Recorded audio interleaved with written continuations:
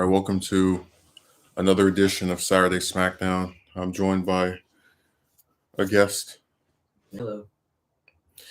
So I had some plans this week, and one of those was to make this edited video. And I did write most of the script, but what ended up happening was that there were several things that happened. I know it sounds kind of redundant. What ended up happening was there were several things that happened, but these things all were so irritating that they deserve a video by themselves, and I don't have the time to really do all of it, and express every single thing in an edited context. Um, the week's first ridiculous thing was kicked off by me speaking to a broad on Discord, one of the worst websites ever invented, and we were playing, just a lot of enjoyable, I guess, interactions off of each other. I was talking about some stuff, and she was speaking about things as well. And this conversation went on for about 5 hours, from like 1 in the morning to 6 in the morning, um, which she seemed to enjoy. At the end of it, she sent me, excuse me, I sent her a friend request. She said that she would let me know when she came back online. And I said, all right, this seems like a promising beginning to a new I don't know if you would call it friendship, just correspondence, right? So imagine my surprise when, after I get through sleeping that morning, because I didn't sleep at all after in the night, thanks to that interaction. I find out that this person has decided to both unfriend and block me, and I have like evidence that my last interaction with her was pleasant. Before someone wastes the world's time trying to say maybe you should know, there was nothing in between. But this was really annoying because I had somebody else do the same thing about maybe 2 or 3 weeks ago. So I was gonna do a video where I just like, kind of like the one from October, where you have like the recordings of them talking to you one way and then doing the reverse. But I just, all right, whatever. So I meet this other chick um in the same server, and this person speaks to me along with two other people. This is the day afterward, going into Friday, which was yesterday. So after we have this four people dialogue, she sent this new person, right, sends me a friend request, and I explain, I'm kind of reluctant to do this because you get excited at the thought of talking to people, and then they just kind of like stab you in the back, pretty much, for no reason. And um, I don't know how it segues into this, but we start to have a conversation, if you will, about the romance saga, and it was bad. Um, so I've said before that this stuff pretty much all boils down to a bunch of online random people having a problem with the romantic choice of someone they've never met, and over something that has no effect on them. And she spent an entire hour trying to coerce me into, I guess, changing my mind, or that being negative about this stuff isn't good. Just all this fluff. And I articulated my response. We'll get more into it as the stream progresses. But that went on for an hour, and then I go to sleep right after that, and I wake up, I'd say, at some point in the morning, because I have these like different people that come over, so I can't just sleep as long as I would like. So I had to set an alarm, and then I go on this video. It's the one about the hookers, and I've got some broad commenting on that and writing some old weird, nasty, antagonistic stuff on there too. And I'm like, wow, they're really still like trying to pick a fight with me over some 3 or 4 year old video. I think what I'm probably going to do with that video is I'll remake it, like say the same stuff, but in a more articulated, edited way. And then at the end of after doing that, like take all the comments, the goofy, weird stuff people have been writing, and just screenshot and lampoon it, just to point out how ridiculous it's been. I just think people are so weird. Like, I mean, the thing on Wednesday was surprising just because I can see if I argued with someone why they would, do that. But that was a completely pleasant interaction. Like every time I describe what she did versus, like people who've actually heard the recording, they don't even believe it. They're like, that sounds like two different people. Like, so I said something's wrong with these people, with these pricks. Um, but again, that's just part of another issue where like altogether they just do weird stuff like this. Now you remember the one that did that to you, right? Where you talked to her and then out of nowhere she blocked you. Yeah. Yeah, it's just this is what they do online. How could I forget? Yeah. Yeah.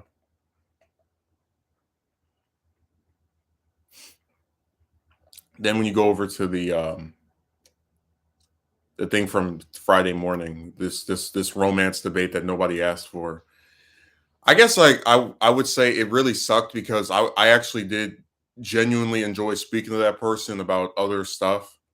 Um, but and the issue is you never know who's going to try and do the you know argue debate thing with you on this stuff. But also, I always have to remind myself when you have a person who's never experienced this, like getting rejected over and over year after year, blah blah blah blah blah. Um, there's only two routes for them to travel as far as having a conversation with them is concerned. One, they're either going to try to appear to be sympathetic toward you. Oh, I understand that can be really irritating, and that really sucks, and I can't believe she did that. And then the other angle is to be antagonistic toward you. Well, you're the one that refuses to change, and you're the one that refuses to do this, and you're not. One of my favorite just quotes from from this conversation from yesterday morning was that she made the argument that I am not trying to fix it. That was her way of describing it. By not approaching chicks, like by not asking them out, I'm not trying to fix being single. But then she also said, because I said the mere fact that I asked them out for year after year would be an attempt to fix that. Oh no, it wouldn't, because you're not willing to change for them. So it's like, so wait a second. If you don't talk to them because you're tired of their individualistic garbage, you're not fixing it because you're not actively seeking them out. But then if you approach them and they don't like you back, which spoiler alert, most chicks will not. You're also not fixing it. Like, you see how you're damned if you do, damned if you don't. If you don't approach them, you're not fixing it. If you do approach them, you're still not fixing it because they don't if they don't like you back, then there's something wrong with you always, every time. My favorite part, dude, Akatsuki Merchant.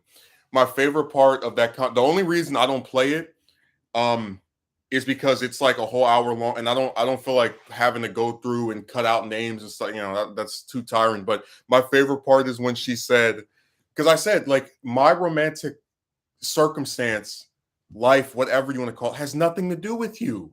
Like, you're a complete stranger online, as she described me. And then she had the nerve to say that to compare like viewing things this way and having someone who's trying to, I guess, address it as being like, if you met a serial killer, would you say something about? I'm like, lady, that's completely different. Serial killers will go to prison for murdering people. You can't be convicted of not approaching women anymore. Like, you have no obligation. Like, that was one of the worst comparisons I've heard throughout this entire year so far. She actually said that like, well, if you saw someone who was a serial killer, you're not just going to ignore. It's like, but this will not. Who is this negatively impacting? Like, what do murderers do? They kill people, right? They make people stop living. What do I do if I stop speaking to broads? I don't bother them. I'm not on their pages. I'm not posting their pictures. Just completely left them alone. That was a terrible comparison. That was like, dude, it was so like, and the issue is whenever you just tell these people, all right, forget it, they try to like think that they said something so profound that it made you like rage quit the call. It's like, no, I'm just tired of the back and forth. She actually said that talking to me about this was like talking to a brick wall. I said, yeah, because I didn't you're trying to give unsolicited advice to someone who didn't want it, and then you're surprised that the person doesn't take it. You think this random person online is going to be so impactful and influential that you're going to change the mind of someone who clearly has had this belief system for a while? Because all she would do is obfuscate from the points I was making. Like when I told her about the one chick that agreed to marry me and then like 4 or 5 days later, backflipped. The point of bringing it up is to say when you have chicks who show what appears to be an excess of interest or something that is obviously indicating they're attracted to you, and then they do a 360, it can piss you off even more than chicks that didn't show any interest, period, because they led you on. And instead of addressing that, she goes, "Well, how old were you?" And then I mentioned my age. She's like, "Well, that's too young to get." It's like that's not the goddamn point. Just that's why I said talking to them is such a waste of time because all they do is just find ways to not address what you're trying to say. It's like, who gives a damn if you think someone's too young to get married? I think there are a lot of people who are too young to have kids and they still do it. So, like, what? Just because you think someone should, it's too early to do something doesn't mean somebody else does.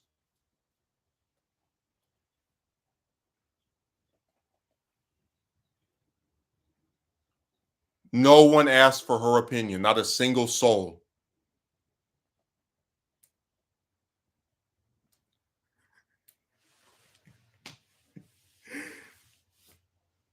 And dude, that went on for an hour. I really hope she doesn't ever piss me off because I will put up that whole call and I'll cut out all the parts and stuff.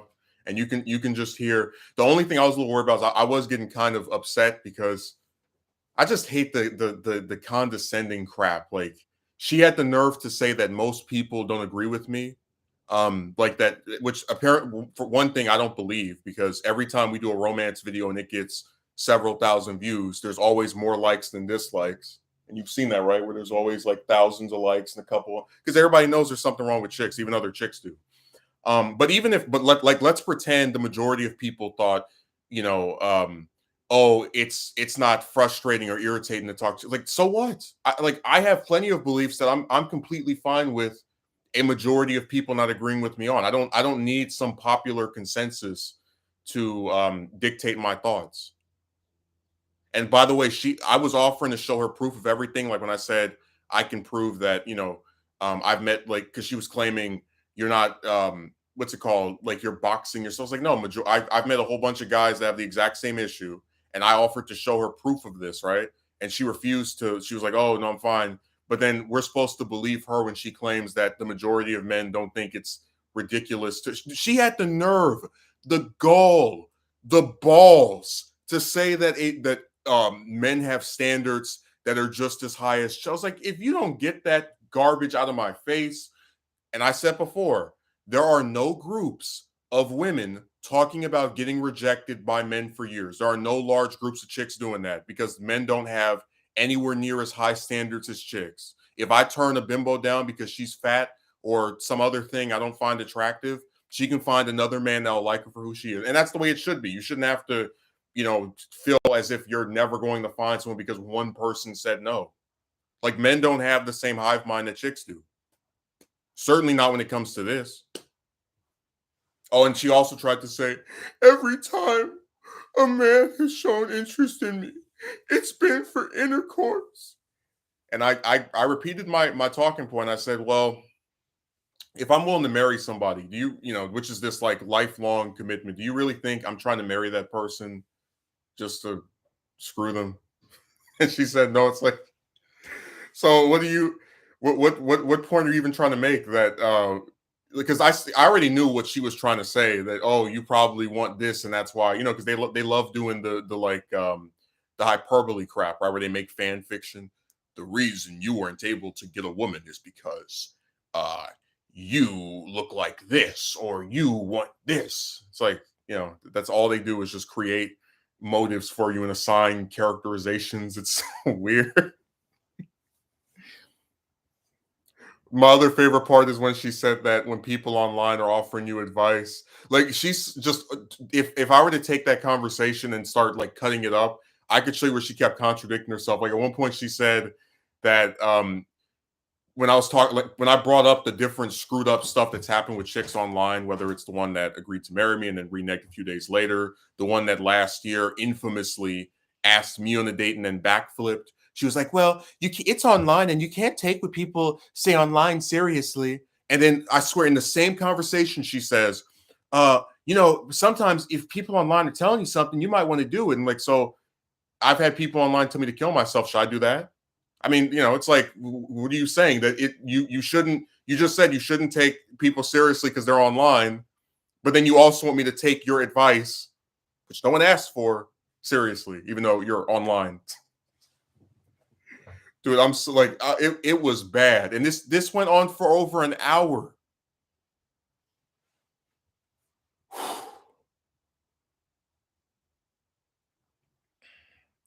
She was literally turning into Lady Lack in Logic 2.0.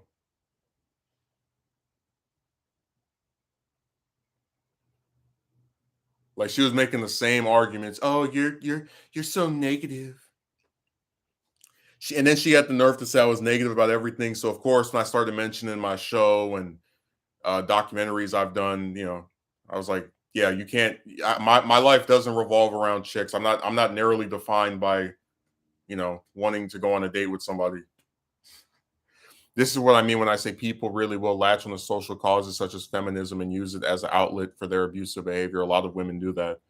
But dude, it's like she was telling me all this stuff and I didn't buy any of it because I've seen it with my own eyes be proven to be garbage. Like she tells me that if you go out and change yourself for chicks, they will change themselves too. And then she starts citing herself as an example. This I'm like, listen, I don't see the purpose of going through these extraneous changes like going to the gym or trying to get rich or any of this other crap for someone that first of all is not guaranteed to like you back. Secondly, if they do like you back, you have to question if they actually like you for who you are or these materialistic things that are not actually indicative of you as a person, like your wealth or whatever you look like. And then she tried to say that because I said before, I don't demand higher standards for chicks. Like I've met plenty of chicks that I was fine enough to go on at least a date with, right? And she's like, well, maybe you just have low standards, and if you don't try to seek something higher, then you will meet chicks that also have low standards. Like, all right, good, sure, I'm fine with that. Maybe that's what I need. If because I said before, I believe chicks have standards that are too high. Nobody can meet damn near, which is why you have whole groups of men talking about insane it is to get one of them. It's like, yeah, I'm completely fine with my standards. You know, I'm not the one rejecting people left and right.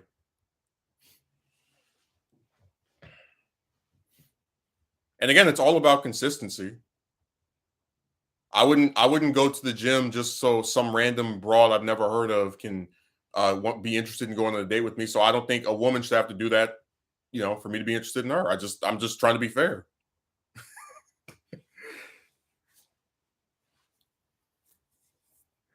Dude, I already said before, like being around my dad and my mother and then like seeing my grandpa and my grandma, like none of them ever exercised, at least not to where they had muscles or were going to the gym every day. That was like, I don't know where this started, where people are just so obsessed with the gym and athleticism. But if you really have to do that just for someone to maybe go on a date with you, it's not worth it. You better believe I said that phrase during that call. The juice is not worth the squeeze.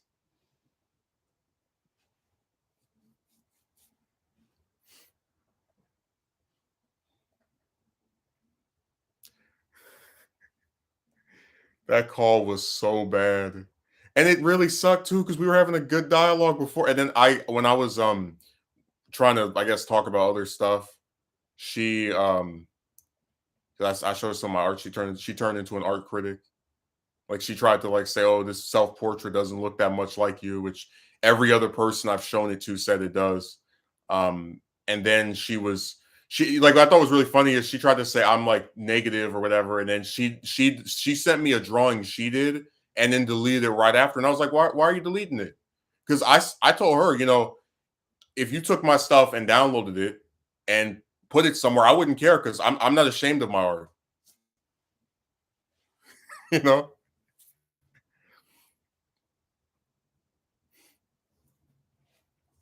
I'm not ashamed of my illustrations.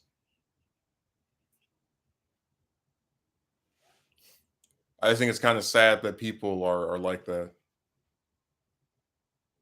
So affected by something that has nothing to do with them to where they're and it's like I always say that I'm like I don't have this excessive ego to where I think I'm worth doing all this stuff over.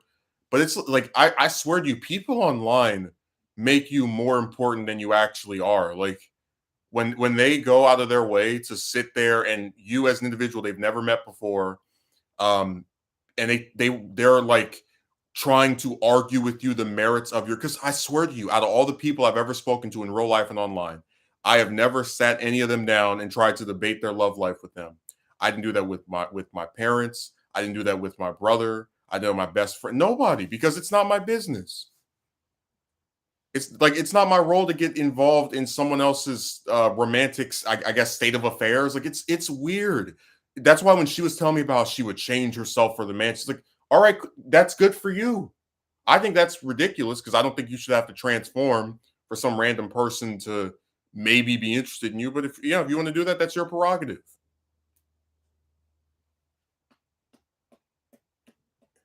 God, you could really take like that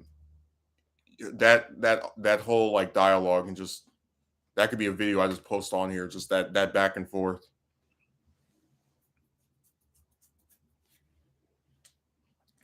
All I really expect is that I not be treated like crap and they be smart. Well, I think a lot of chicks treat men like garbage. I mean, remember we had this conversation before where every time you try to talk to one of them, they're so busy, or every time you speak to one of them, it's always you that has to reach out to them first. They don't say anything to you unless they're spoken to directly, which shows how like they really don't care about talking to you at all.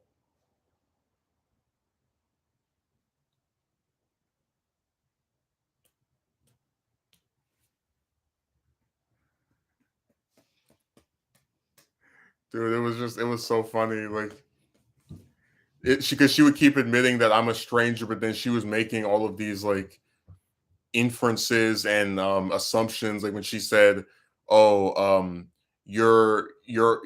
how have you moved on if you're constantly thinking about this?" I'm like, "Well, hell, if someone, I mean, that's such a BS way of looking at it. If someone thinks about something that happened, but it doesn't stop them from doing other things or doing stuff they did before that or just do regularly." I don't understand how they haven't moved on. I mean, if you like, for example, with Peter Cushing, when his wife died, he said that he felt as if his life ended when hers did, but he still kept on acting. He would still I mean, he continued to do what he did before, but he still cared and loved his wife and thought about her and remembered her. It's like, yeah, I do all kind of stuff that's independent from chicks, but if I'm not allowed to discuss it? Is there like a limit on how much you can talk about something, even if it's in, you know? I just thought it was weird. Like, what do you mean someone hasn't moved on? Like, if I didn't move on, I'd be stalking all the different chicks that said no to me. Instead, the reverse is true.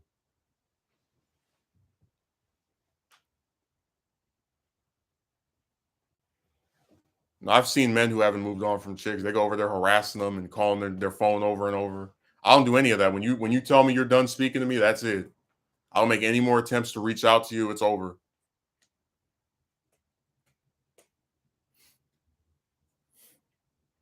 But I'm the one who has not moved on. I think that's so crazy. If you can't move on if you mention something. So by that logic, I guess if I brought up I don't know a story from when I was in 12th grade, does that mean I'm back in high school because I mentioned some events that happened back then? Like, it doesn't make any sense. Like, to move on, you have to completely, I guess, pretend it didn't happen. Like, what the hell? Hey, we gotta have a crisis on Infinite Earths. We gotta do a retcon. We gotta pretend that everything with insane that happened with chicks between 2011 to last year just got erased. Yep. Megumi says, "Dude, what the hell was with that chick? She sounded like a really weird and self-centered person. She can take her BS advice and head to a trash can." Yeah, I was telling her to her face, this like you're not going to change my mind. And of course, I was debunking all of like she had terrible. I would like I swear I am not. I didn't go take a debate class. I didn't take an argumentation course, but her points were horrendous when she said, um, in trying to like because they always try to downplay whatever happened to you, right? Oh, you shouldn't take women you meet over the internet seriously, right? Because people online, you shouldn't take them seriously. But then take my advice seriously. It's like so when chicks agree to date you or to marry you or some other thing over and that you met them on the internet, don't take them seriously. But then you're supposed to also take seriously the advice that this broad you just met today is giving. And then when she said, "What if you met a serial killer? Would you be okay with it?" It's like that is like how do you compare a guy that doesn't want to talk to women anymore to a murderer? You can't go to like I can't be convicted of not bothering chicks. Oh, if anything, they give me a good citizen award for staying away from those hoes. Like, here's your trophy.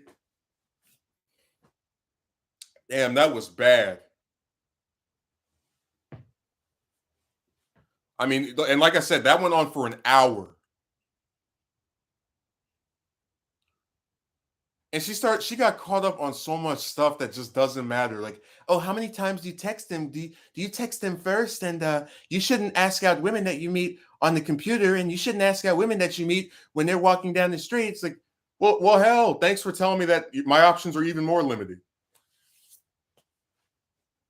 By the way, I have seen people successfully get a partner off the computer. So if you like, that's why I didn't believe her when she was trying to say don't take computer because I've seen people get a girlfriend off of the internet. I can name people who are married that met online. That's why I said it's just so weird. Yeah, I'm literally had a girl turn down my advances, which is fine. I moved on. She proceeded to stalk me on Discord and kept trying to start arguments with me. I blocked the crazy bat. By the way, let me give you a preview of the because I still do intend to finish the "What If I Was a Parent" video. Like I really am trying to finish that. I just this week there were 3 different scandals that if I could like be like Naruto and just shift into different versions of myself, I would make 3 or 4 edited videos because there was a lot of garbage. But the one that's been brewing the longest is the stuff on the hooker video. Megumi says, "Yeah, and I've got real life examples of people I know that met online and are together or married." Exactly.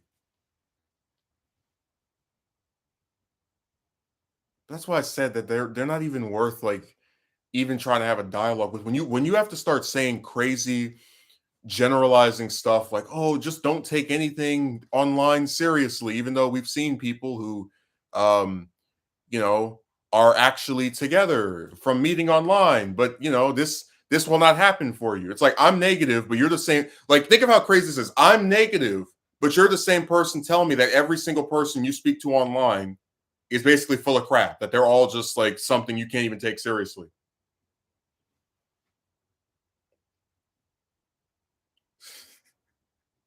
I'm negative, but you're the one making the generalizing comment about millions of people. It's funny how that works. No, she better hope she never does anything to piss me off because I will put that audio out there. And we can all get some popcorn and giggle at that debate because it was really horrendous. Um, and it felt like it was never going to end. And I guess what I get the most frustrated by the fact that I don't seek out these like argument type style conversations. Like, if you don't agree with me on this, I really don't care. But when you try to impose your view on me, like, you should change because I, random bimbo on the computer number 500, said you should, that's where the problem lies. She really did turn into Lady Lack and Logic 2.0. Some broad that barely knows you or just met you recently tries to insert herself into your romantic life by trying to give you all this advice that you didn't ask for, and then is like surprised when it yields no results.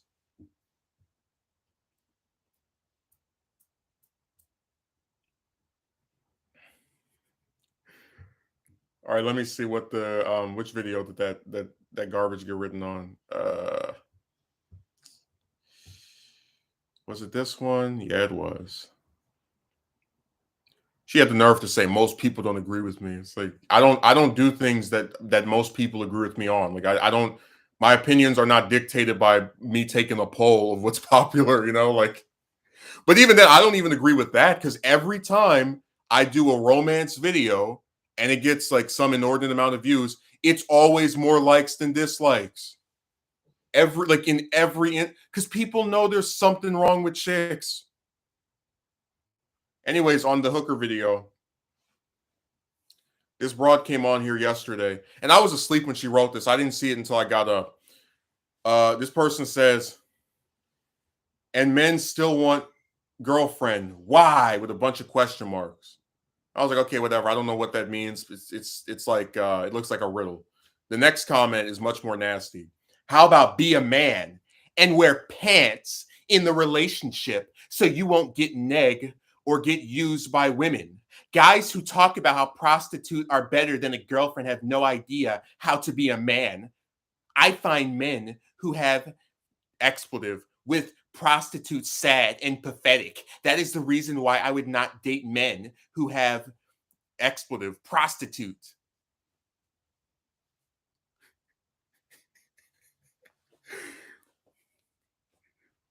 Like, the only reason I would even make a video about this is just take all of them, like take all these weird comments people written on that video and just like laugh at them all together.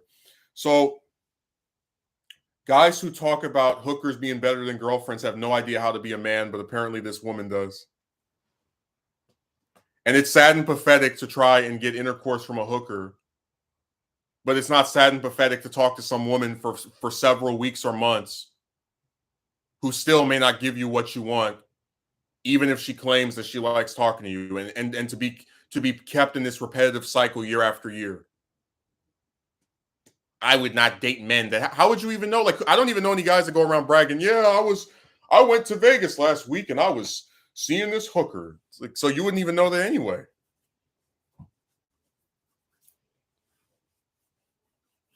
Unless you can read their mind. She's like, I would not date men that have expletive prostitutes. Like, okay, good. Nobody cares. Like, I've never seen a single gathering of men crying, upset, and in total despair because the great, highly influential motherhood's beauty would not go on a date with them. No one gives a damn. Nobody even knows who that is. It's like, are you serious? Yeah. Oh my God, this random woman online won't go on a date with me. Never seen that before. So I said people on here think that they're important, that they matter, and they don't. And there's certain stuff chicks do that I wouldn't find appealing. Like, it would be automatically like, I don't care what you look like, I'm done with you. Like, if a woman killed her kid, I wouldn't want to date her. But I don't need to go to other people's channels and announce that across the web, Like, it's so weird. Does she actually think we're all going to sit here and go, we need to not do this because our lifelong mission to get with motherhood's beauty has been stifled?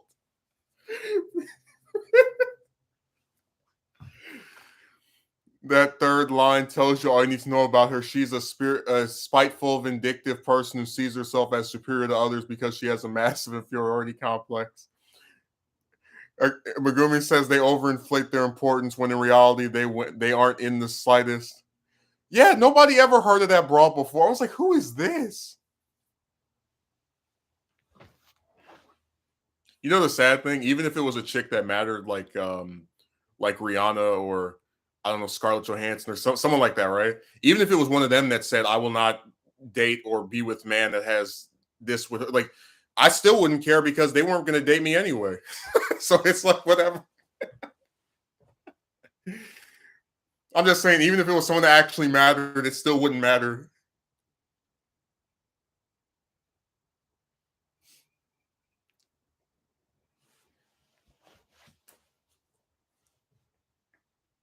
They get some followers online and starting.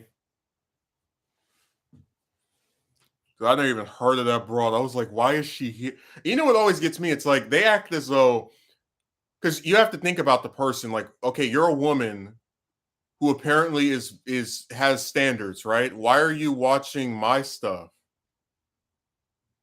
Like, how did you stumble across that video? How did you like what like you have to wonder what chain of events or just searches led you to that specific video of mine, you know? Because I didn't recommend it to her. I don't go around and go, "Hey, woman, this is my response." No. So that's why I always think it's so weird. It's like if you're so successful and having this great, amazing life with whatever man that you're supposedly with, why are you here? Like, what purpose would there be to that?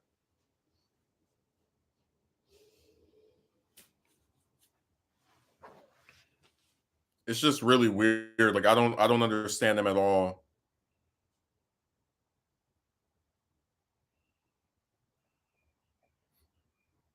I'm so important that I can come on here and state that I will not date men who do this, even though I probably wouldn't date you in the first place.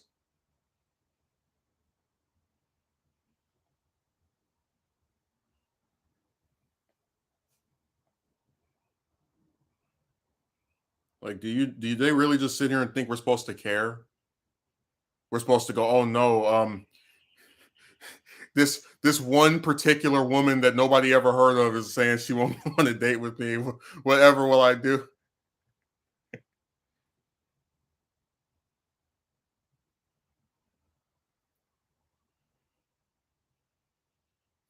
Like they really, I'm telling you, like people online have these egos that are so undeserved. Like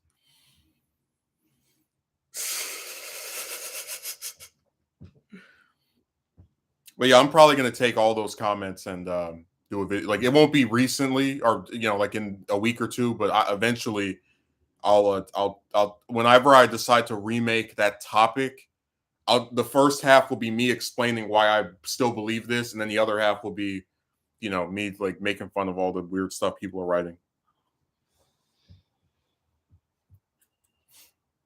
Because I'm just tired of these guys and the way they act.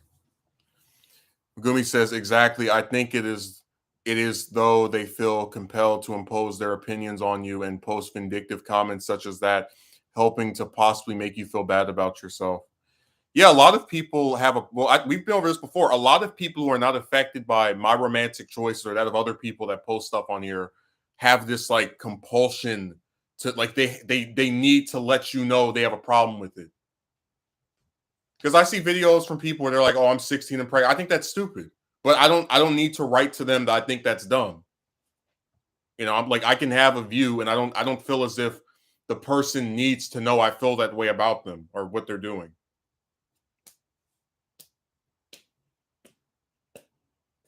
Who the hell is that?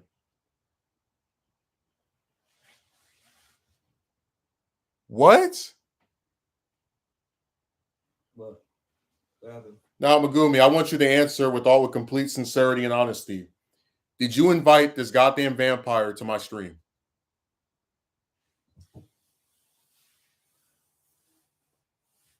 Let me explain what happened to you. Last week, this movie came out about this vampire. It was called Morbius. Oh, and gosh. and two people, one person that's currently here, another person that's not here, they went to see this movie a combined total of 9 times the day it came out. And they missed my stream because of it. They were so infatuated with this vampire, and I was like, all right, whatever. Now he's coming to my stream and is claiming that one of them invited him. Oh my.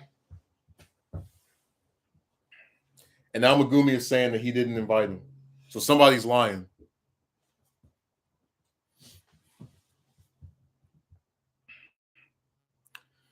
I don't know what this is. Look, Morbius, I'm not interested in doing a collaboration with Sony. I thought the film was horrible. That's why I didn't see it. So you can, I mean, if you just want to comment regularly, whatever, but don't come in here promoting that movie. I'm not trying to get a sequel of that made.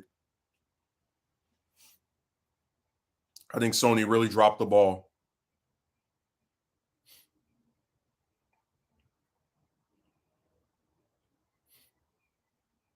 I mean, I don't even know what they were thinking. Let's make movies about Spider-Man characters that are not Spider-Man. This is probably, I feel like in 50 years, regardless of whether they make more of those, we're always going to remember that one time Sony tried to make a universe about a bunch of side characters to somebody else. Oh my god.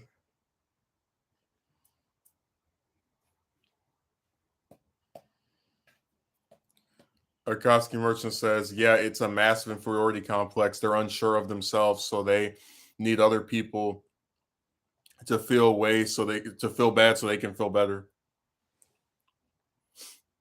I mean, I wouldn't put it past them. No, there was a part of me that was considering playing that. I was thinking maybe of playing the recording just during a stream, but I'm just gonna be honest. I really don't enjoy, like, out of anything I've recorded with one of these chicks on this site, on that site in particular. That's probably the most frustrating piece of audio to hear, because at least with the one from October, it's like, well, at least she was, like, I guess being seductive, and that was kind of nice when it was going on. It's like it's nice to like relive that to an extent. With this, it's just an individual who is dragging herself into something that has nothing to do with her, and is unwilling to admit the validity of anything I'm saying, all the while accusing me of being the brick wall when I didn't ask for a dialogue. Oh my god, the loudest cell phone on planet Earth. I apologize.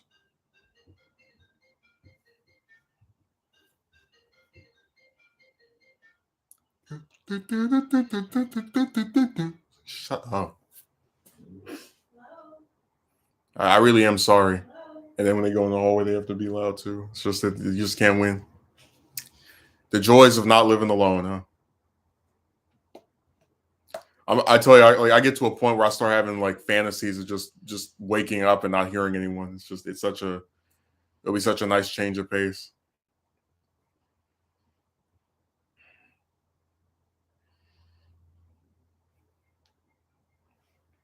Again? They hang up and then they call right back. They have a rematch.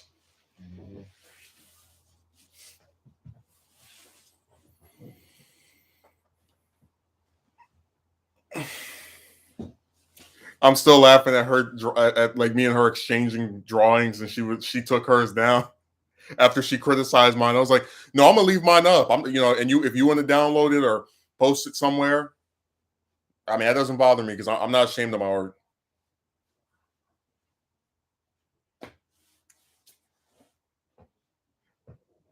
I tell you, my favorite thing was that one broad. I know it's been a couple of weeks or maybe a month, but I mentioned before there was there was a stream I did where I read where this one broad was in my DMs talking about her breast implants, and I was like, how the hell do people say I'm unconfident and I'm the one that doesn't believe in himself? But then like I'm not the one trying to transform and get installations.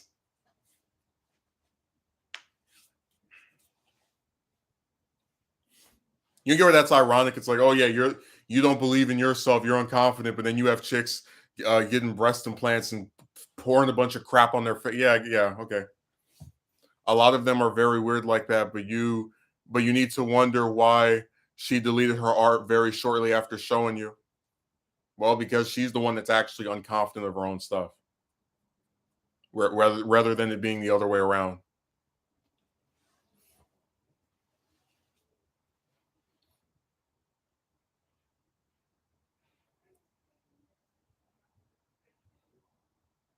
It just really sucked because I thought if like I've had a lot of conversation with people where usually talking about something that you just are interested in that's not like, I don't think it's controversial to just draw pictures, um And it was funny when she was trying to say that my self portrait didn't look like me, and then everybody else says that it does. It's like, damn, we can't agree on anything.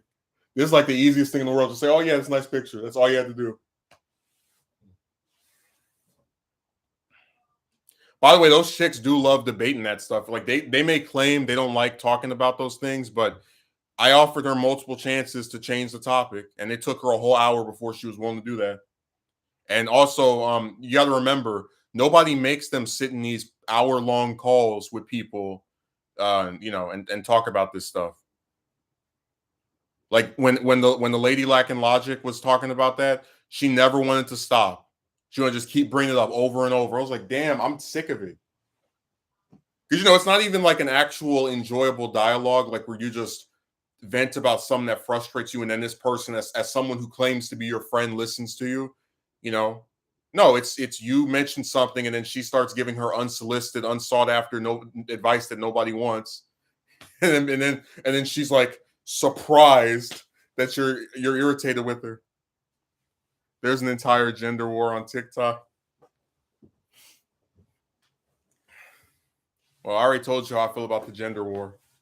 If one of those was actually happening with this romance stuff, I would have chicks harassing me online, but it's almost always men. So for this, it's not men versus women, it's lies versus people. No, she was telling some flat out lies yesterday. Oh, the majority of people don't agree with you on this. According to what?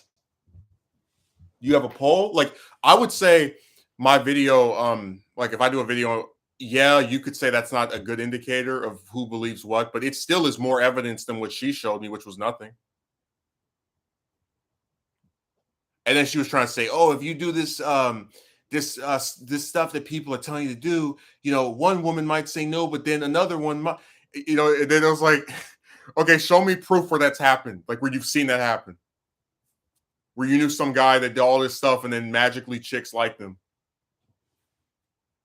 It's like, do they really think that every single guy that's on one of these damn like forms is just overweight, or no one, like none of us go to the gym or exercise at all? Really? And like I said, I don't know why you have to exercise for a broad that's 300 pounds. I really don't. That's a mystery to me. You got to do arm crunches, and she gets to eat crunch candy bars. Mm-hmm. I guess that must mean by her by definition, your opinion should be dictated by other people's opinions. Well, remember, she contradicted herself because she said that people online you shouldn't take them seriously, like these women that were saying they were interested.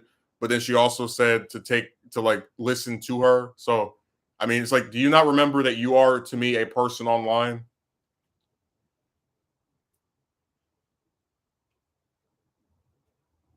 So I said, chicks are so weird.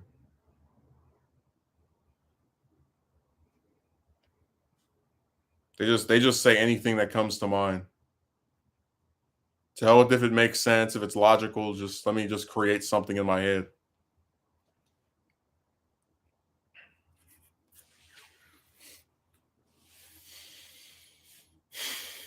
It was such an irritating conversation. Like, that's one of the reasons I don't really want to post up, because you can like tell I'm getting annoyed from, and that's why I don't like having romance debates, because they don't even address what you're talking about. And they bring up a bunch of irrelevant crap. Oh, you're telling me about this woman that agreed to marry you and then backflipped? Well, instead of addressing how that's really screwed up and that's a very big waste of someone's time to agree to marry them and not actually do it, I'm going to say that you were too young to get married, and I'm going to question if you could afford to get married. It's like, what do you talk like?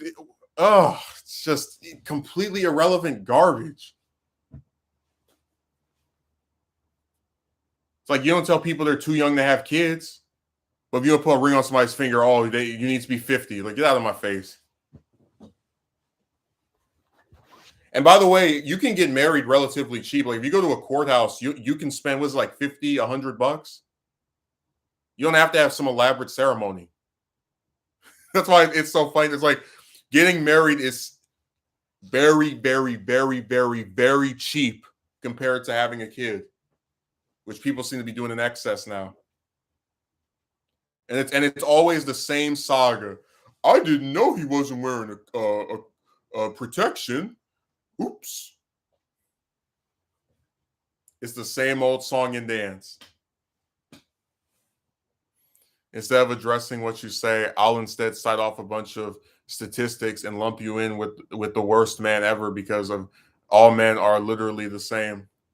Well, she basically said that when she was talking about how all the guys that ask her out are just want intercourse. I'm like, woman, I don't care. God, like they, you know what kills me? It's like, and because I gave her the example of like, why would I talk to someone for several weeks or months to have on the off chance that they might have intercourse with me when I can go to the state right next to mine, pay a price, and have it done over the weekend? They act, and that's why I bring that up because these people, like, it's like the Twilight Zone. They act as if you can't pay a price to get something from a person that's not going to sit there and have you talking to them for weeks or months and still likely not give it to you anyway. I mean, I don't understand them. Like they're just so weird to me. Like, do you not know what hookers are? That exist?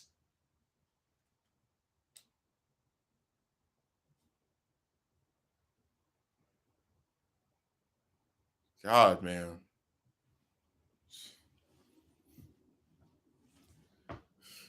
You know, I think it's really funny.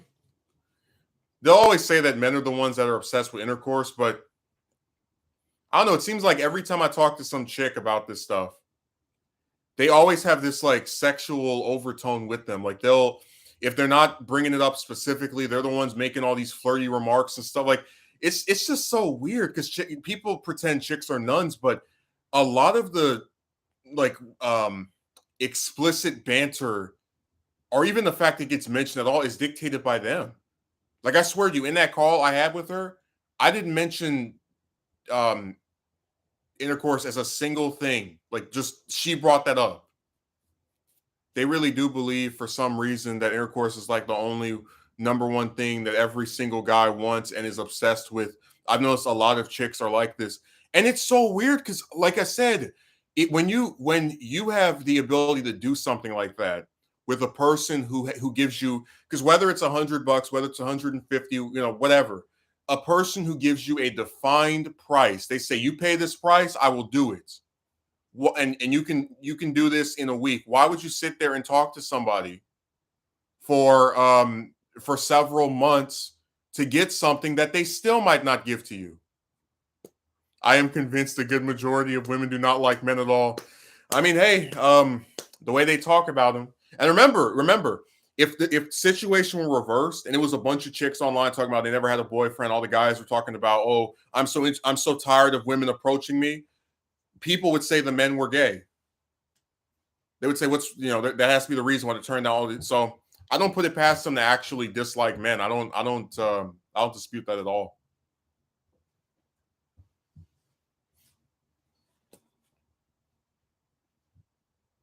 Yes, they bring it in every conversation. Listen, when I criticize chicks, it's over. One of them said they're going to go on a date with you. One of them said they're going to get married to you. One of them said they're going to do, like, it's always something.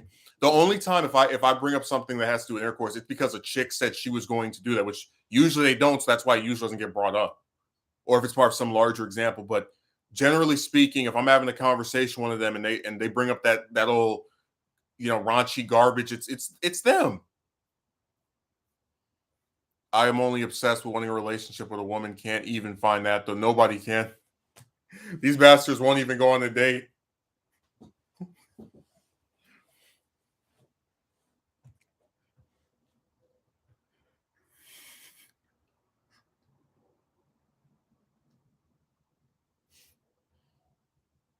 That's why I said there's something wrong with them. Like, think about this. You won't go on a date with somebody for an hour, but you'll sit there and talk to them for 4 hours on Discord. 2 hours with two other people, and then 2 hours but with you and that person alone. You could literally be talking about a beautiful painting you saw, and she'll just make it about, yeah, they always do. I think a lot of chicks are obsessed with that stuff, but they want to, it's like they want to project their fantasy onto men. God,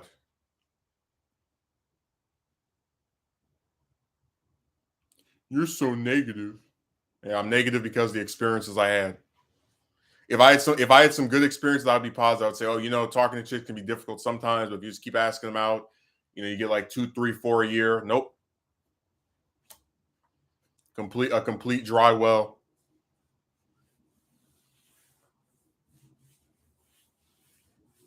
And of course, when I brought up the gold digger, she tried to obfuscate that too. Oh, you met her online? Yes. Oh, she approached you first? Yes. Well, most chicks don't I'm aware of that. That's why she stood out.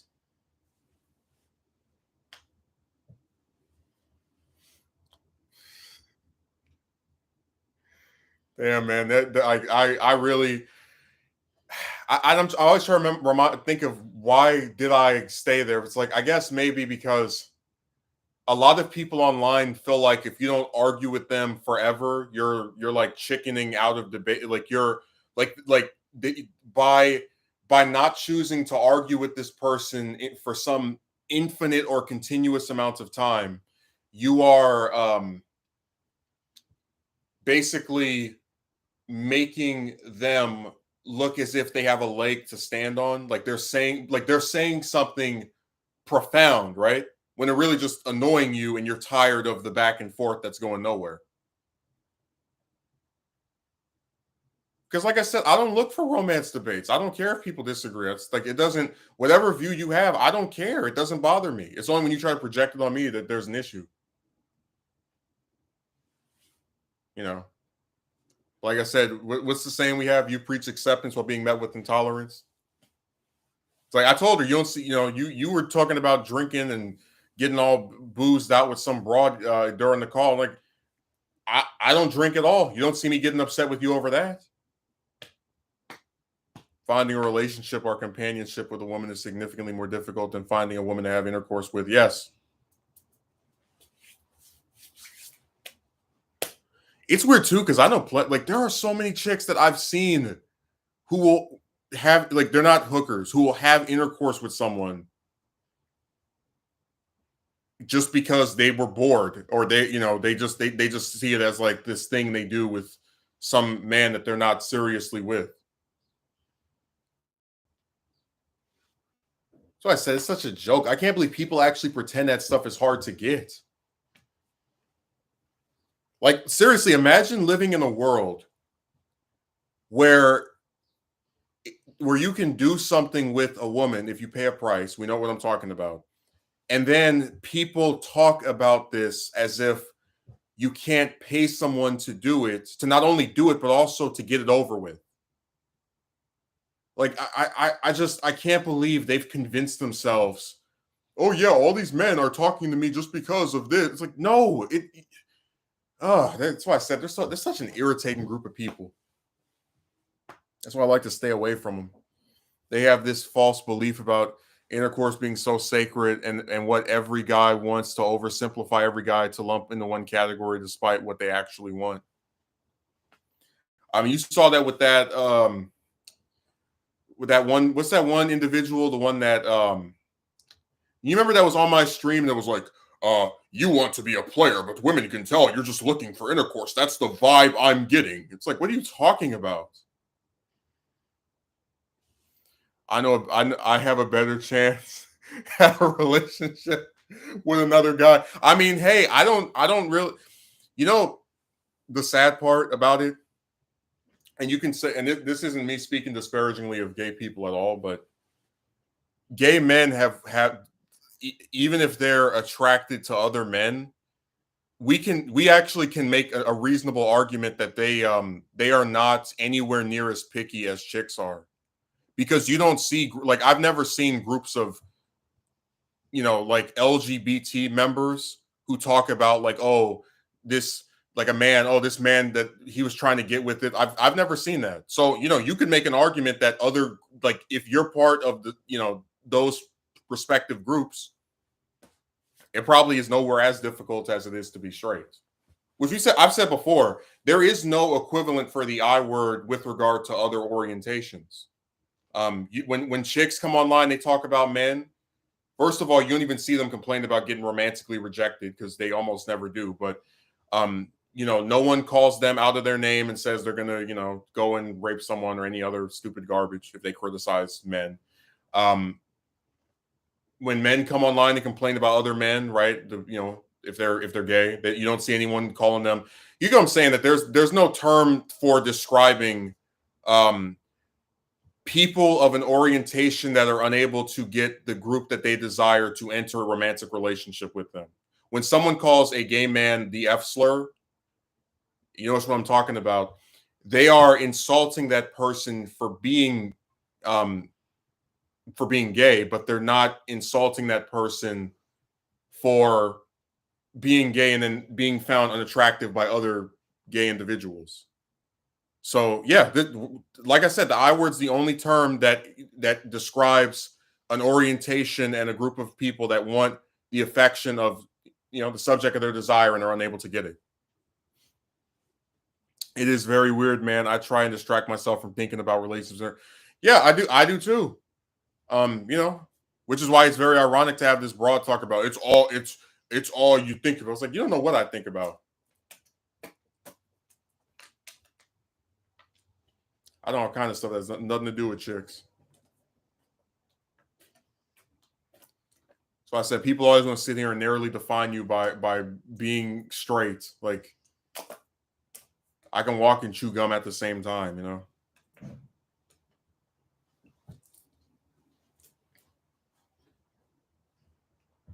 But my thing is, even if I did just make romance content, I still don't understand where that would be an issue, because there are plenty of people.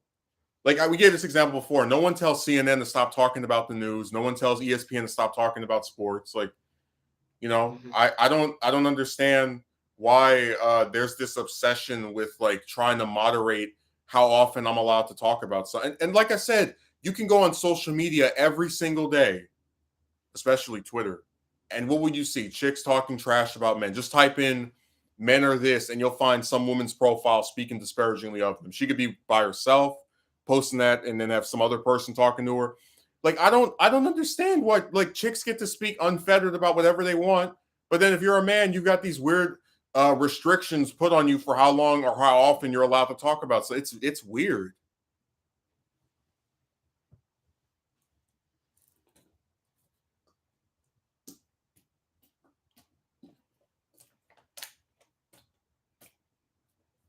So I said, I don't understand people. They do stuff. They say things that don't make any sense to me.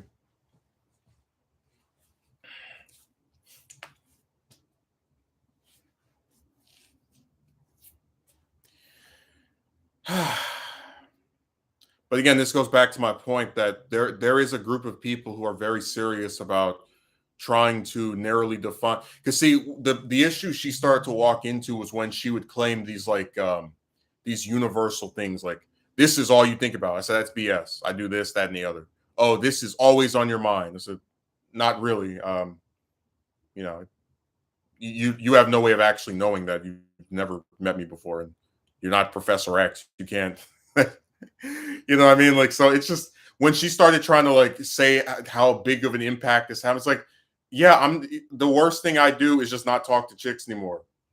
Like, I really don't get what the big deal is.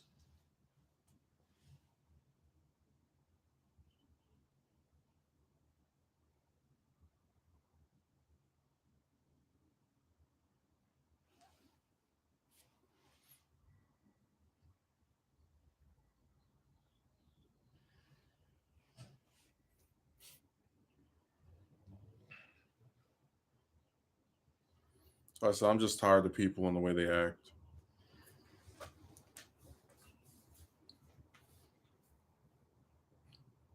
You're so negative. You're so negative. You're so negative. It's like, so what? You're acting like you haven't seen negative people before. Yeah, but like, why does every single person have to be positive? Yeah.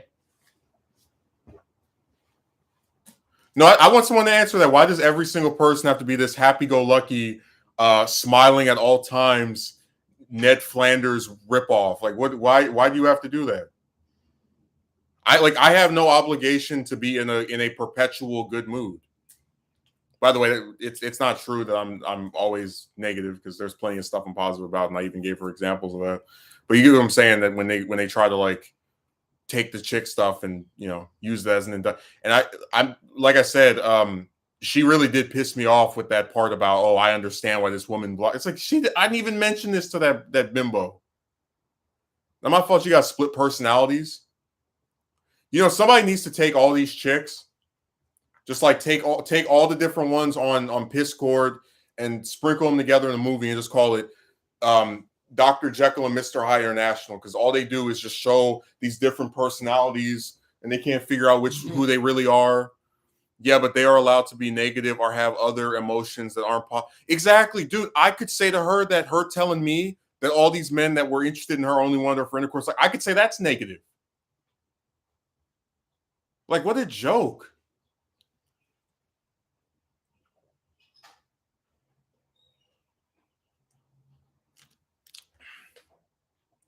But I really don't understand what is so bad about recognizing a pattern and then coming to the conclusion that something will not work out rather, based off of that pattern. Work off.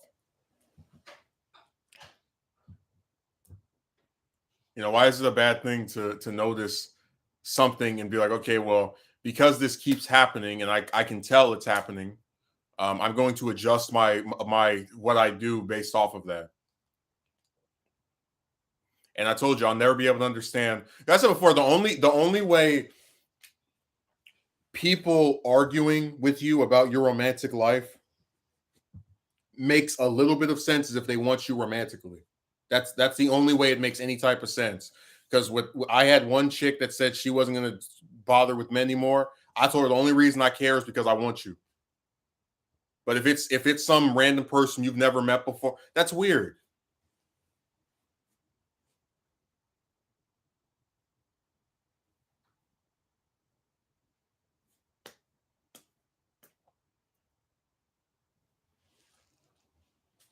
By the way, the one that blocked me stole somebody's name. Like, she took a famous person's name.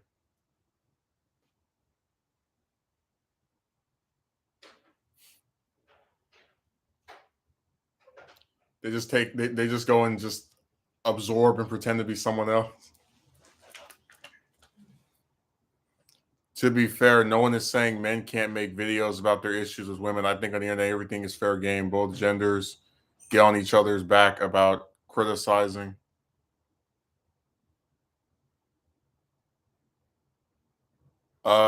Actually, there are people who are saying that I'm not allowed to make videos about them, so that's not true. Like, don't speak for a bunch of trolls that have said every and anything to me.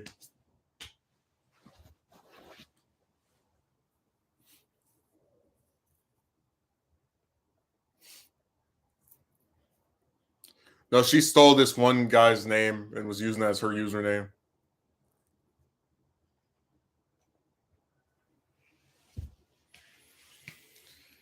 I was so pissed off after that thing on Wednesday. I left the whole server. I was like, this is stupid. Because it did happen a few weeks ago too. I was like, I was trying to be nice. I tried to say, okay, that thing that happened a few weeks ago was an isolated incident. And I dipped my toe in the water one more time and I got, engulfed by a shark. Because I'm telling you, the same scenario played out. You meet this chick and you start, and it's like some late hour of the night over here, right? Like, 1, 12, whatever. And you start talking to her, you're having a good dialogue, and it just keeps going and going and going. You think, oh man, me and this person are getting along pretty well. And then after, in the case of the first one, she waited a week before, doing that. But this one was just like, you talk to someone for that long just to block them. Oh, chicks are so weird. Okay, Magui says, I can definitely understand your reasoning for leaving the server. Why are there so many of those chicks festering on Piscord?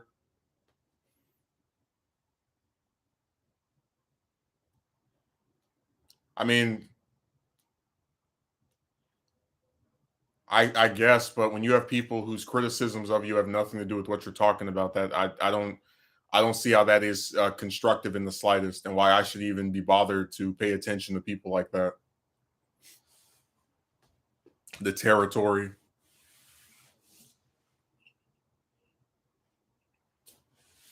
Don't you just love when you speak to someone for multiple weeks or months, just for them to stop logging into their account or anymore, or abruptly stop responding to you? That has happened so many. Like, you know what? Every one of these websites has like a repeated pattern of behavior with chicks. Like on Discord, it's the thing where they talk to you for hours and then abruptly stop speaking to you, stop showing interest, whatever. But then are still like active on there, just ignoring you. On Reddit, that was where you would talk to them in DMs and they would just stop responding and like never come back on ever again. So each site has a specific annoying, obnoxious thing that chicks in general do.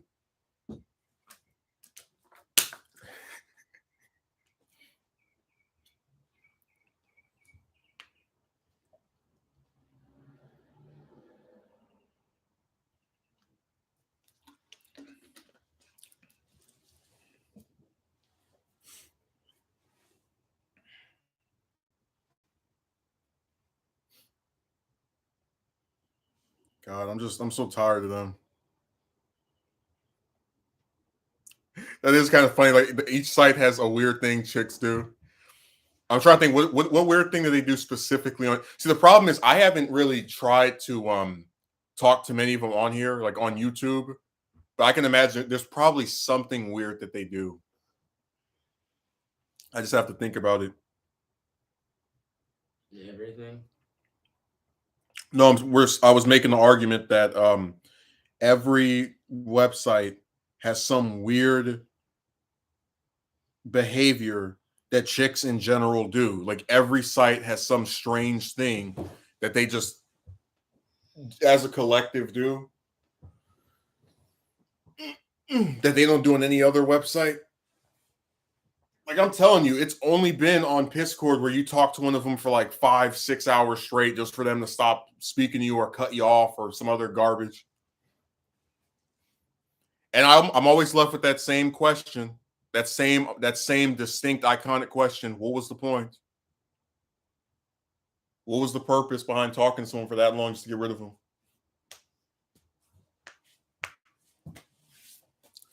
Well, if Megumi abruptly stopped watching your movie, I don't blame him. Because I heard he went up there to see it at least 3 times last week.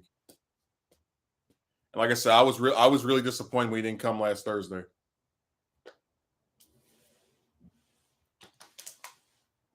But I really can't say I blame him. I've seen the reviews, and it's not looking too good for that film. It's got the reviews are underwater. 30% on Rotten Tomatoes, and even people who are saying it's not bad are saying just that. They're saying it still is just like whatever.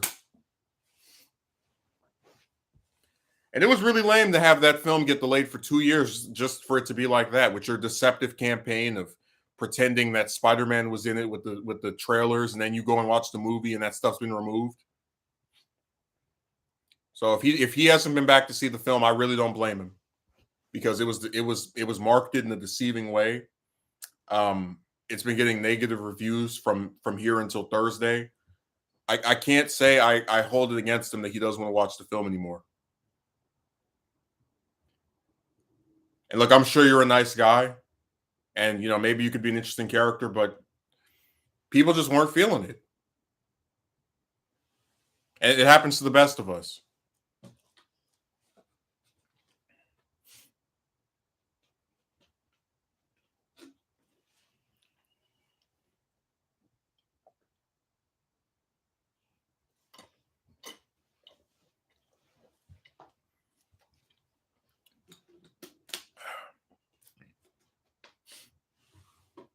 I would have abruptly stopped. I didn't watch it in the first place. Hey, if there's one movie to pirate this year, that's the one. Because There's just certain stuff where it feels like, was there even a purpose to making this? And your film is definitely one of them. That's why I said they released it on April Fool's Day because they knew it's a joke. And we had to continue Jared Leto's streak of playing characters in films that everybody hates. It wasn't bad enough he played Joker in Suicide Squad. Now he's got to play the vampire in the film that only exists because Sony doesn't have the rights to Spider-Man. So they gotta make a movie about every damn character that they do have. You know, the first sign that you shouldn't make, like if you're making a comic book film adaptation, the first sign you probably shouldn't make it is when your main villain is somebody they made for the movie. Because comics have a whole bunch of characters. They have thousands. You know that, right? So if the well is so small that you got to make one up. It's really funny too because modern film writers aren't even that creative. Like they actively rip stuff off from something else.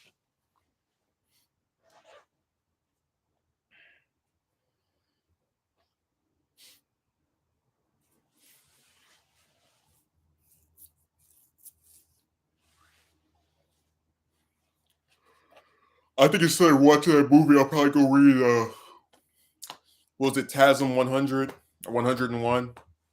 When he gets the 6 arms and he goes and meets Morbius for the first. I'd rather go read that than watch that film. That was a much better written story. Ugh.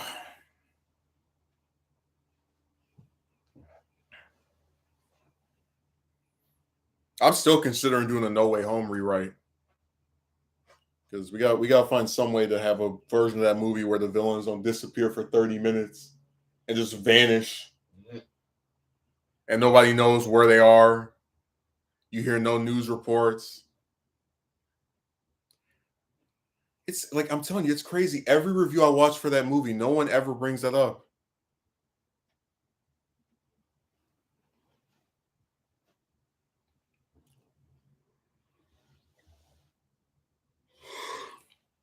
Then that itty bitty tiny fight scene. Imagine the final fight of a superhero movie being less than like 3 minutes. Mm-hmm. You remember we were looking at it yesterday. That fight is literally not even. Yeah. That's crazy.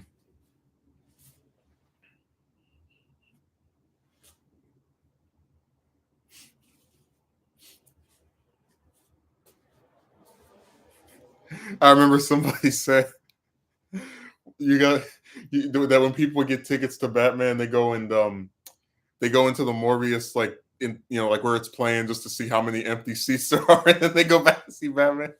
Mm-hmm.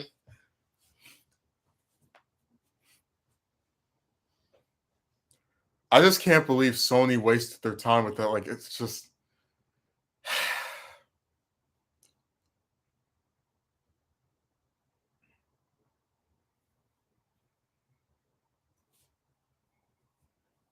I find that really sad.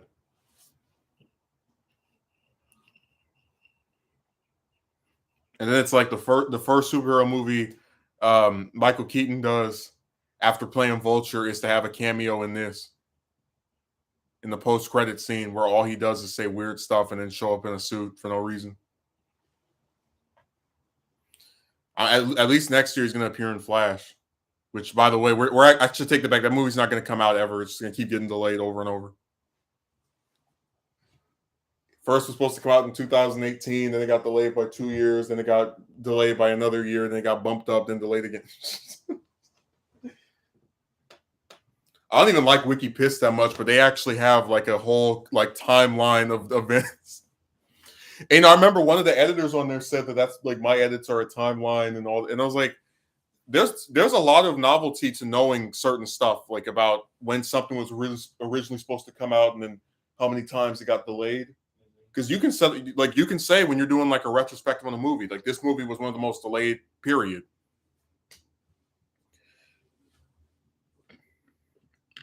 That's why they get on my nerves. They act like there's nothing there. I don't intend on giving that movie the time of day, and I haven't seen the new Batman movie either. Yeah, I'm waiting for it to come out on HBO Max. I'm not about to sit here and get excited for another reboot.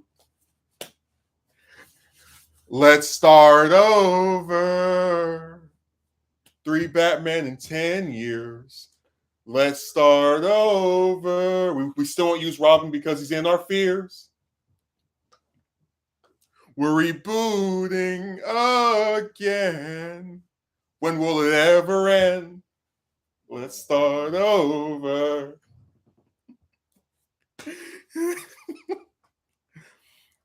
Magumi says, I don't intend on giving that movie the time of day. I mean, hey, you can say that, but we saw the video where you were at the theater watching that at least 3 times back to back. That was the running gag we had with everybody. We're like, oh, you didn't talk to me last week because you were too busy watching Morbius on repeat. Like it was bad enough they went to see it one time. They have to see it 2, 3, 4. Why? Hey, if someone, that should be like a running gag on the internet. Like on Twitter, there's a new joke that Morbius is the best-selling movie ever. That it's made over $400 billion. So now the new joke is every time you try to talk to somebody or speak to them and they don't answer or they're like not around, you know why they were too busy seeing Morbius for the 15th time. No, my best friend didn't answer the phone last Friday until like 10 o'clock at night. Like must be 3, 4, 5 hours like we supposed to. I was like, the reason you didn't answer is because you were at the movie theater watching that damn vampire. every time for the next month, someone doesn't answer me when I call them or they don't show up. I'm going to say they're too busy watching Morbius. They're all watching this stupid thing.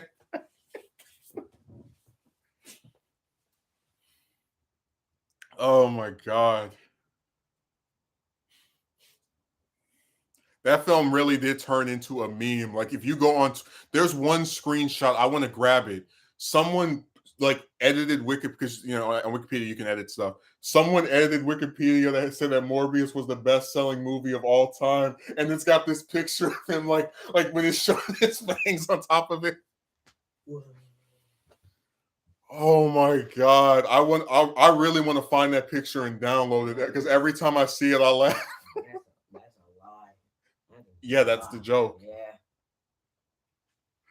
Damn, that from now on and for like the next month or two, it'd be funny if I like actually buy it on DVD. I'm like, if you come to my stream early, you can enter a sweepstakes to get a free copy of Morbius. I just like how you mentioned the coincidence is how it was released on the 1st of April because they knew it was a joke movie. I'm telling you, this garbage was only made because they can't make just a regular old Spider-Man movie. They gotta make because I said before, at least with Venom, he has a rogues gallery, supporting characters of his own.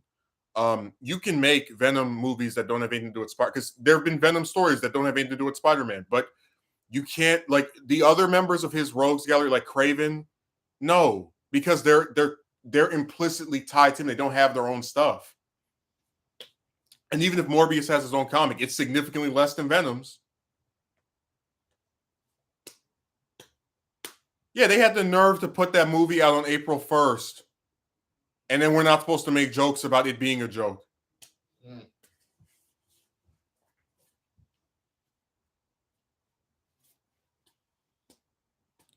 Dude, they played a joke on us too because I told you, if you go and watch the trailers, like you can look them up. They had the Raimi Spider-Man on the wall, like from the original trilogy one.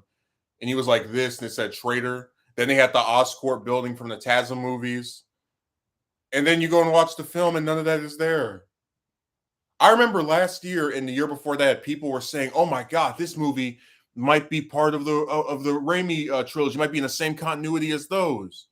I was like, "Oh, that might be kind of cool." Maybe we could have like because back then I didn't believe we were going to get multiple movies with actors that hadn't played a character in like 10, 15 years. So I was like, that's kind of cool, I guess. But I mean, it doesn't really matter because he's not going to be in it. We're not going to see some, which I would never be opposed to this, like some kind of crossover film where it's like all of the different people from the Raimi films, like in a movie with Morbius as the main villain. We're never getting that. So that's why I didn't care, Seriously, what's the point of stuff being in the same continuity if they don't cross over? Like, it doesn't matter.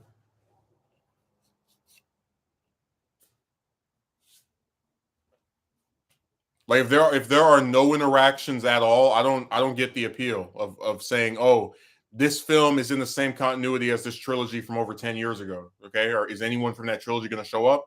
Nope.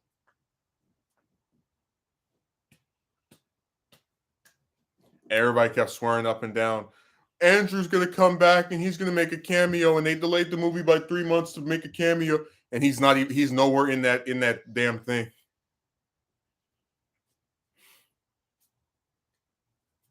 And why would they have to delay a movie by 3 months just to put like a cameo? You can film that in like a day or two, if not even shorter amount of time.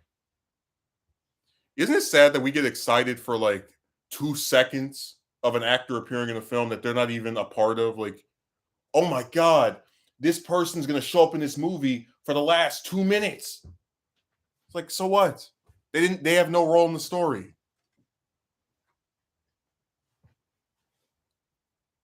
Like, I just think some of the stuff people get excited about, I don't understand. Oh my god, this person has 2 scenes. They're in the film for a whole 3 minutes. It's just so lame. So as people get excited over anything, they like you could literally just show Andrew's foot, like just the TASM version of that character's like costumes webbed foot, and people be like, ah!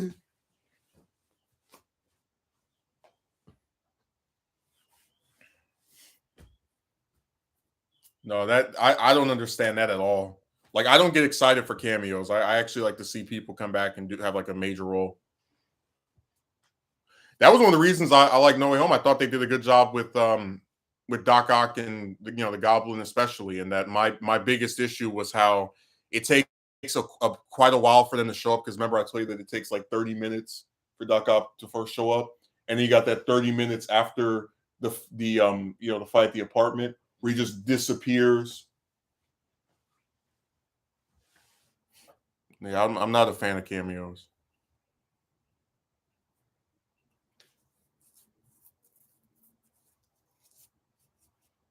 Cameos get really annoying after a while because it's just there to tease that they're going to make something else, and it's like, okay, I have to wait 2-3 years so that you can actually do something with this person.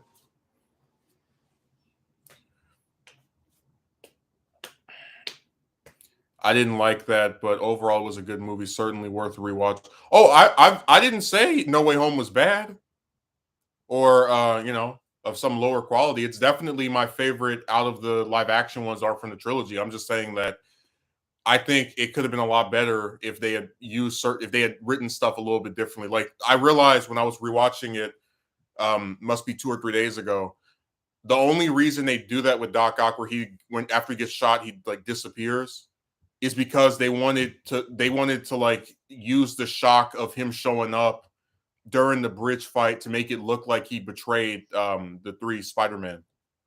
So like if they had him working with them, it wouldn't be as big of a shock, or like I guess they thought the audiences wouldn't be as convinced he had turned evil again.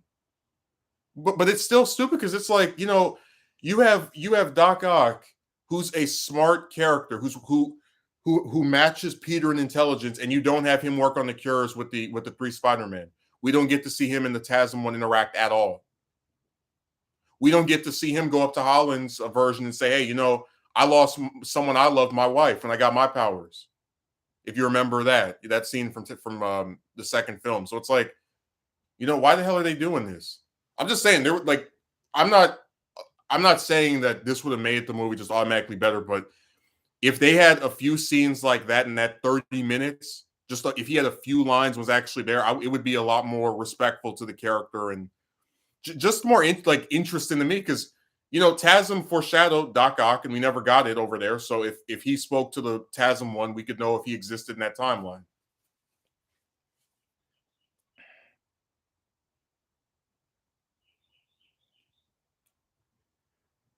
Is there a particular comic book story that you would like to get adapted Marvel or DC Studios was in your hands, what movie would you make right now?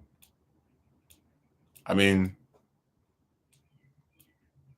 the problem is you can't even adapt a lot of this stuff without at least doing something beforehand. Like, I had a lot of idiots that were saying they need to adapt Kraven's Last Hunt. They need to adapt Kraven's Last. So it's like Kraven's Last Hunt is a story about Kraven deciding to do the ultimate screwed up thing of Spider-Man by, first of all, burying him alive and then taking on his identity to destroy his reputation. And then, after being convinced that he's finally defeated him, ending his own life. You can't do a story like that if they've never met before that movie. You can't do a story like that if they met the movie before. That has to be at least a trilogy where like Kraven's like the secondary villain or something, because it doesn't have the same payoff.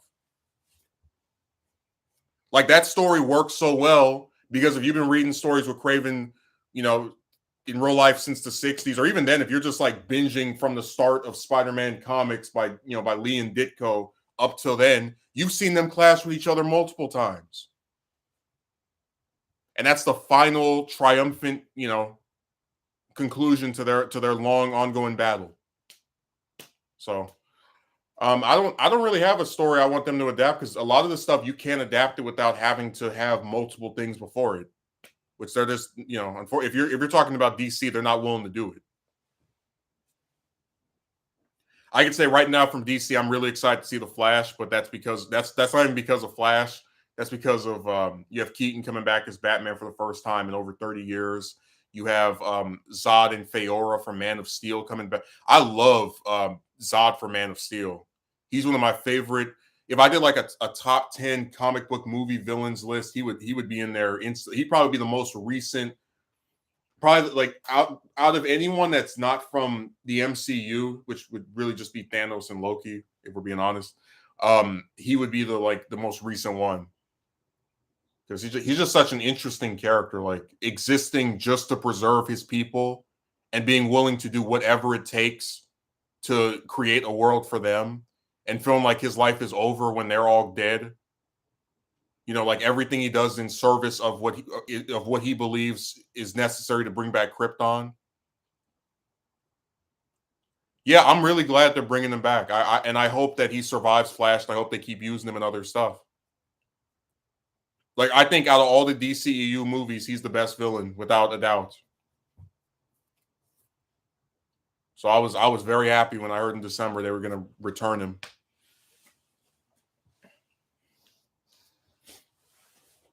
I heard according to some leaks that he does live, which it would be really redundant to kill him again. Like, if you already have someone that dies, why do that a second time? It's weird. Remember, that was one things like about No Way Home, they didn't kill the villains off. Like, they already died in the movie where they first showed up, and why do it again?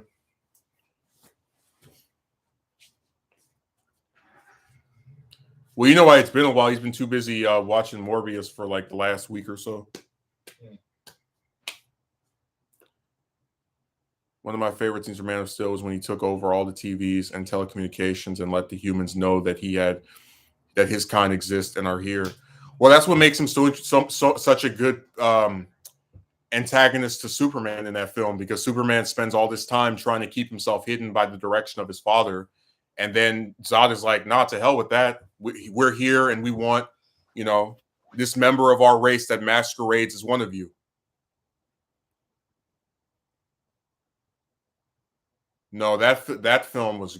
I thought that Zod was amazing. Like, he's the best part of that movie for me. Like, it's like Snyder knew he was, because he's the first one we're introduced to when they have the sequence on Krypton.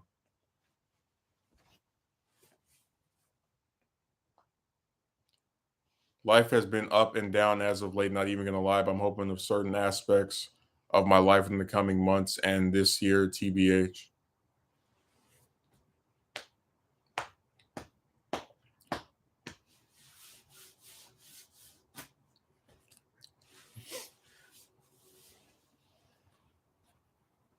I remember the scene, the fight between Superman and Feora on YouTube has like 40 million views. Like, everyone loves that fight where they're just like smashing through stuff. Like, I've had people say that looks like a Dragon Ball fight.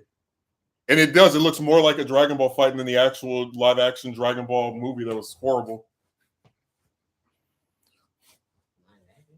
Hmm? Live action? You remember the Dragon Ball Evolution, that garbage film that? Yeah.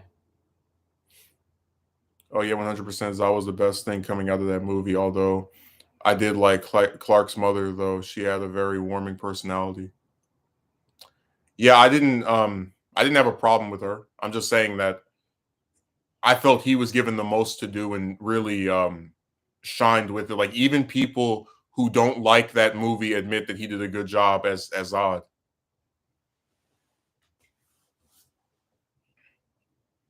Which to me is always proof of someone's performance being good. When even people are like, "Yeah, I don't like this movie," but hey, this person was actually pretty decent. Because I remember when BVS came out, people said they didn't like the film, but Wonder Woman was good. So I'm just like, it seems like every film has that now, and like any of these major superhero films, they always have that one person that you can tell is just trying to a great extent. Now Zod was amazing in that. He wasn't a mustache twirling evil prick who just wants to rule the world. No, he wanted to bring back his people because his sole purpose for existing was to bring them back, and he would do anything necessary, including sacrifice the lives of what he views as meaningless humans for the sake of bringing them back. Which is a sympathetic enough I mean, a lot of people will do crazy things to bring back or what they feel if they believe that they're going by doing this they'll return someone that they think is lost to them forever. So even if you don't agree with it, it's still something you can sympathize with and understand.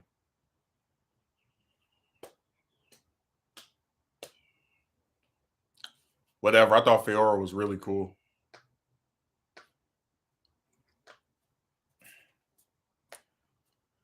It is kind of funny to think that that Gal Gadot was considering playing that role, and then she couldn't do it because she was pregnant. And then she came back and played a much more iconic, longer lasting character.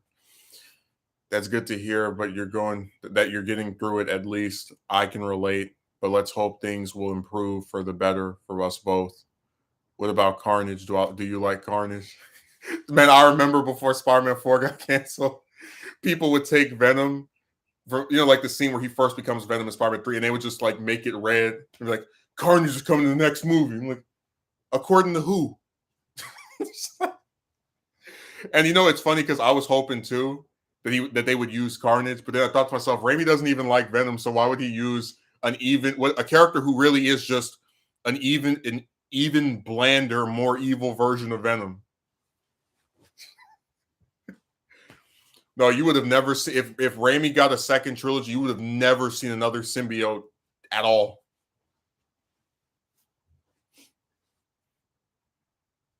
That would have been it. That's why I was always intrigued by Arad trying to make a Venom spinoff, like because I don't know how you could do it. Are you going to have an alternate timeline where it's a different person playing Venom, which is what we ended up getting? Were they going to reveal that the version from Spider-Man 3 somehow survived? Well, you can't do Carnage without Venom. Like he's literally, yes, he exists in his shadow. Like that's kind of like saying the Harry Osborn version of Green Goblin is in the shadow of Norman. It's like, yeah, you can't do one without the other. TASM 2 tried to do it and it failed miserably.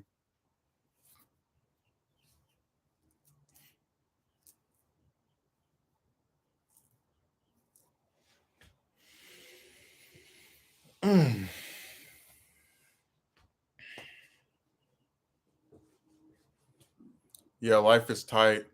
A lot of mental battles, everyday aspects of life, hoping there are brighter days.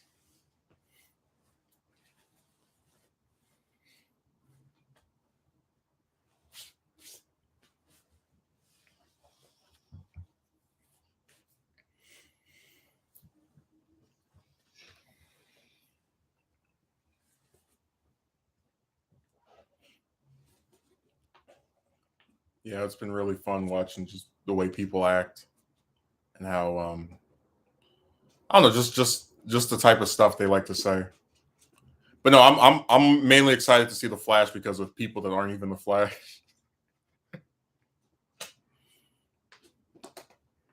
That's the only reason.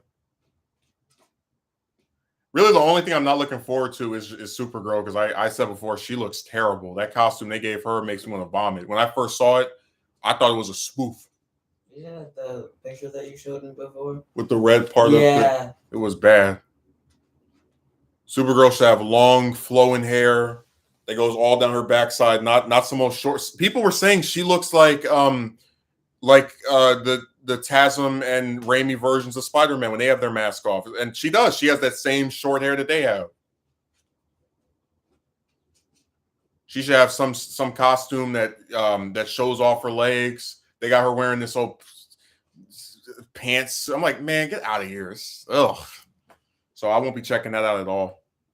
I won't be excited for that at all, rather.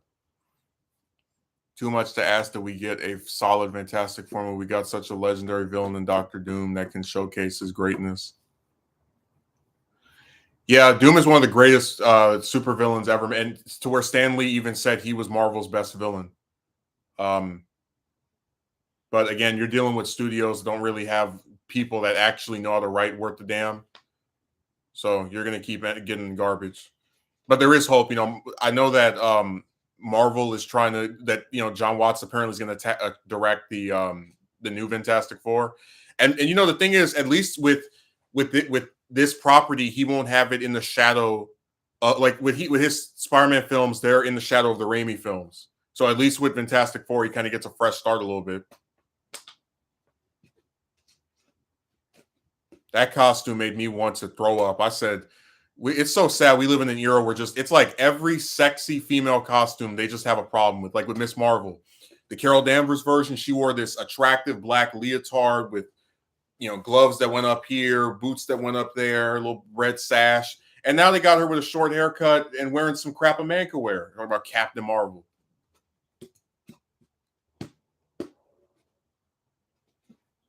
And then the current Miss Marvel, the Kamala, whatever her name is, she looks like a bank robber.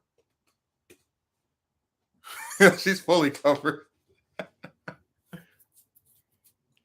That was always the joke I had about the 2000s and X-Men and Spider-Man films. Like, here's Spider-Man in this bright, colorful, interesting, dynamic costume, and then the X-Men look like they're going to a funeral, all wearing black. You think somebody died every 2 minutes? Well, remember, we can't objectify them because apparently wearing an appealing costume is the worst thing. No, you know what? We're getting to a point where they won't even show off cleavage. Like you can't even see somebody's chest anymore. Because if you played the Spider-Man PS4 game, they'd have Black Cat wearing this costume that it's, we call it.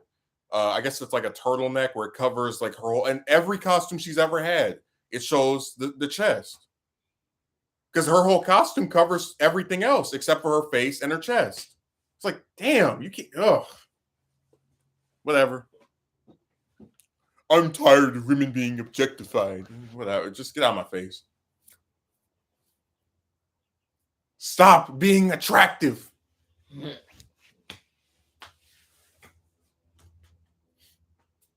Just like I remember that people were, I don't know if it was Scarlett herself, but somebody was pointing out how in the Avengers they objectify her because they have the camera showing her backside. I'm like, if somebody paid me millions of dollars or even a couple $100,000s to be in a movie, and they told me, oh, we're going to put the camera to show your backside, and there are some people that whack off to that, I wouldn't care because look at how much I'm making. Like it doesn't matter. When you put stuff out, you have to accept the fact that it may be interpreted or used for observed for purposes not befitting of what you wanted. But again, it's like, yeah, that happens when you make stuff. Just like I said before, there are guys who watch YouTube videos. They'll turn the whole volume down and just like get off to seeing some woman moving around or whatever. Like, you can't help it if they do that. Yeah, but I'm just saying, like, if I was getting paid hundreds of thousands, if not millions of dollars, and someone says, "Oh, we want to put the camera on your backside," I wouldn't care. It's so weird to me with their virtue signaling. Like, get out of my face.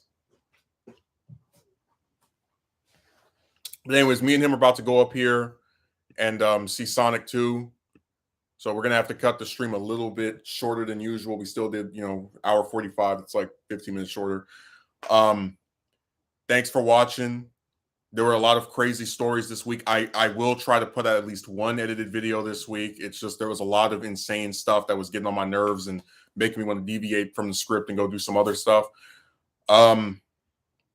It just really sucks that people are like this, that we have chicks that sit on these websites and talk the way they do and then get rid of you right after that, and people that try to argue with you on years old videos and try to make you feel bad because you have an opinion they don't agree with. This, I don't know. That's what I said before. That's why I don't talk to them. That's why I stay away from them. That's why every time this type of stuff happens, they initiate it.